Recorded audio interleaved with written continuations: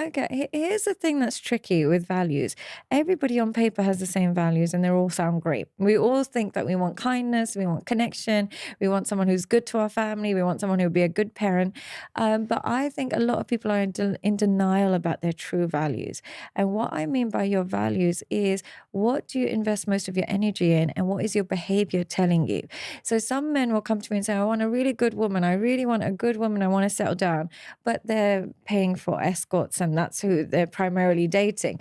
And they're falling in love with these escorts and, they're being played. And I said, but that's your values are, you have to look at your behavior.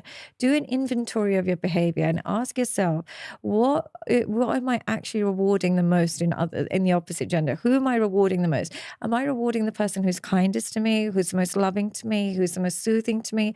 Or am I rewarding somebody who makes me feel unseen, who makes me feel unworthy, or somebody who I just find super attractive, someone who gives me money? What am I actually rewarding? Who am I actually spending most of my time with? That will tell you what your values are. Don't just pretend you have these really great, strong values. Once you've done an inventory of your values, if you don't like them, then you have to change your behavior. It's not just a mindset. A lot of people think my values are, oh, I'm just going to change my mindset. I'm going to watch a lot of men do this. They might watch a bunch of Andrew Tate and be like, oh, I've got a new bunch of values. And they go, but it's like, but what is your behavior? Like, where is your behavior going? If you're thinking a certain way, but your behavior is not aligned to that, it's not a value, it's a delusion. So constantly look at your behavior as an indicator of your values.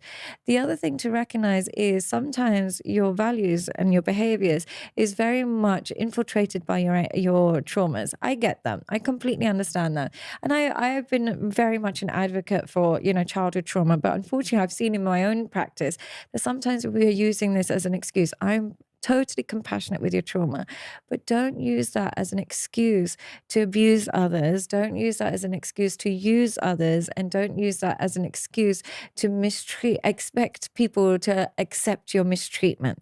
You still have to, part of your values to still include treating people correctly. If you were really anxious and that now means that you are really abusive to your partner and you might be emotionally abusive or really controlling, and you say, oh, but that was just my trauma, you have to accept it. Part of your value should be treating those that you love with respect and dignity and overcoming your trauma to make this relationship work.